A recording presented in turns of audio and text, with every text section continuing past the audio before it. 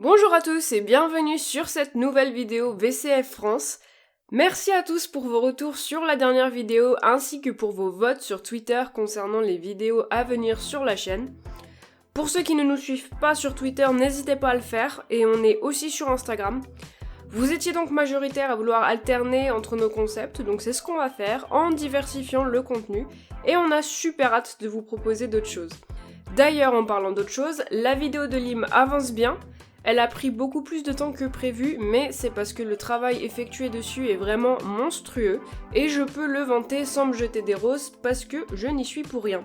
Bref, comme d'habitude, laissez-nous votre avis et vos idées dans les commentaires, partagez la vidéo, likez-la un max pour nous montrer la hype autour de la vidéo de Lim, et abonnez-vous pour ne pas louper nos prochaines vidéos. C'est tout pour l'intro, rentrons dans le vif du sujet avec une nouvelle vidéo scouting où l'on vous présente 5 recrues potentielles au poste d'ailier pour la saison 2023-2024. C'est parti! Lucas Ocampos. Soyons clairs, faire Ocampos, c'est probablement dépenser la quasi-intégralité du budget des transferts pour un seul joueur. Mais quel joueur! Souvent loué pour sa combativité sur le terrain, quelque chose qui manque actuellement cruellement chez Lecce, Ocampos reste sur une saison fort compliquée partagée entre l'Ajax où il ne disputera que 102 minutes en 6 mois, soit l'équivalent de moins de 2 matchs, et Séville où il a actuellement disputé 539 minutes en Liga depuis son retour. Mais hormis cette saison poussive, le joueur reste sur 5 saisons à plus de 2000 minutes où il se montrera toujours important pour les siens. On se rappelle notamment de sa saison 2019-2020 très aboutie du côté de Séville, avec 14 buts et 3 passes décisives. Mais au-delà des contributions offensives du joueur, c'est bien pour son implication dans le jeu qu'il se distingue. Des interventions défensives impressionnantes pour un joueur à son poste. On peut citer par exemple sa moyenne de 2 tacles par match qui le place dans le top 10% des joueurs à son poste, ses 1,35 blocs par match où il fait mieux que 86% d'entre eux, ses ballons remportés de la tête où il se trouve cette fois dans le top 8%, bref c'est un joueur qui est toujours défensivement très présent, mais pas que. Il reçoit 9,82 passes progressives par match, ce qui implique des courses régulières et intelligentes, reçoit 4,72 ballons par match dans la surface adverse, et réussit à dribbler ses adversaires 2,25 fois par match. Alors dit comme ça, ce n'est peut-être pas très impressionnant, mais ça reste mieux que 86% des joueurs à son poste. Là, ça illustre plus. Sa moyenne de passes réussies n'est pas exceptionnelle à 79,1%, mais reste tout à fait correcte, surtout quand on compare à nos ailiers, qui sont tous en dessous. Parlons maintenant tarifs. On sait que Sevilla cherchait à s'en séparer l'été dernier, et ils avaient accepté l'offre de prêt de l'Ajax, de 4 millions donc pour le prêt, plus une option d'achat à 16 millions, ce qui revient donc à un total de 20 millions, un total qui semble un peu utopique pour le club tchèque, mais la vérité de l'été dernier ne sera sûrement pas celle de celui à venir, et pour cause, le joueur sortira d'une saison compliquée, sa pire depuis 5 ans, et surtout, il entrera dans sa dernière année de contrat. Il est donc beaucoup plus envisageable de le voir partir pour une somme avoisinant 10 millions d'euros, particulièrement puisque le club est vendeur. À 28 ans, Ocampos a encore de belles saisons de football devant lui, il a prouvé sa qualité dans le championnat, et sa hargne sur le terrain fait de lui un joueur qu'il serait dommage de ne pas au moins considérer pour une équipe si attentiste et passive sur le terrain. Lardy Ramazani. On n'est pas sûr du crack argentin, mais on a essayé de vous proposer un jeune à potentiel qui pourrait être une option relativement réaliste pour Valence en la personne de Ramazani. Formé notamment à Anderlecht et Manchester United, actuel joueur d'Almeria, il est fort possible qu'il soit donc relégué en fin de saison. La bataille est féroce, mais je me dois d'être optimiste pour Valence, réaliste pour Séville, et dans les équipes qui restent, je vois Almeria et Cádiz inférieurs à Getafe, Valladolid et à l'Espagnol. Et si tel est le cas, il serait fort compliqué pour les Andalous de retenir leur jeune pépite belge. Loin de moi l'idée d'insulter le football en disant que je connais les futurs relégués, mais le scénario est en tout cas tout à fait envisageable. Alors comme je viens de le dire, on est sur une pépite, pas un joueur confirmé avec des stats déjà bien rodés. On peut notamment noter que le joueur est peu décisif en Liga, malgré une bonne saison en Segunda l'an dernier, auteur de 9 contributions. Cette année, il est à 3 buts et aucune passe décisive. Son taux de réussite sur passe est également assez faible, à 67,7%. Globalement, dans les métriques évoquées, il tente peu et réussit peu. Mais là où la donne change, c'est sur son implication dans la progression du ballon vers l'avant. Il porte le ballon vers l'avant balle au pied, plus que 97% des joueurs à son poste, et réussit plus de dribbles que 95% d'entre eux.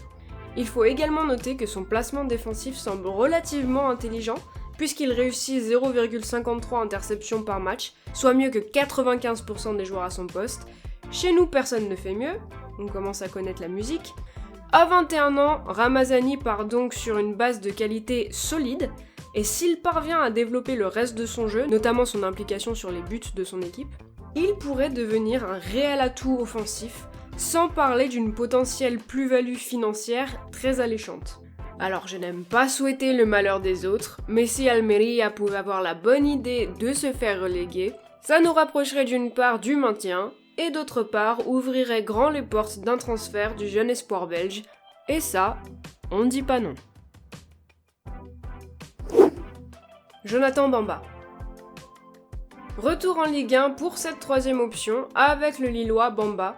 Formé à Saint-Etienne, Bamba disputera sa première saison pleine sous les couleurs du Paris FC en Ligue 2, mais c'est bien à Lille que le joueur explosera lors de sa première saison, dans une attaque en feu qu'il partage avec Nicolas Pepe et Jonathan Ikoné, où il sera auteur de 13 buts et 3 passes décisives, et mènera Lille à la seconde place du classement sous les ordres de Galtier.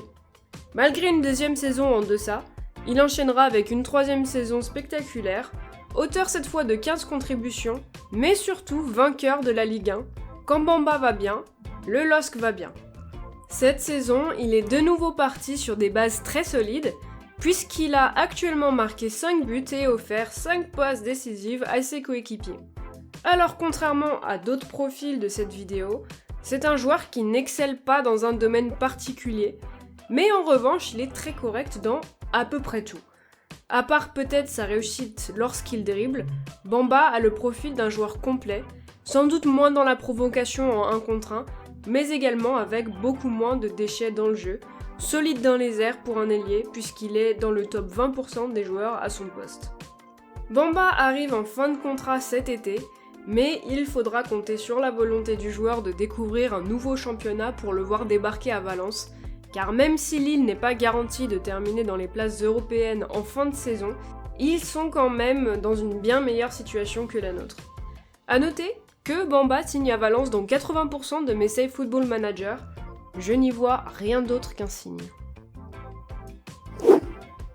Gelson Martins.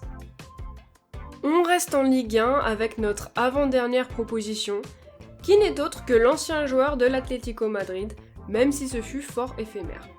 Les meilleures saisons du joueur datent malheureusement pour lui de son aventure avec son club formateur du Sporting entre 2016 et 2018 où il réalisera 2 saisons à 15 et 16 contributions respectivement, avant d'être acheté 22 millions d'euros par l'Atlético.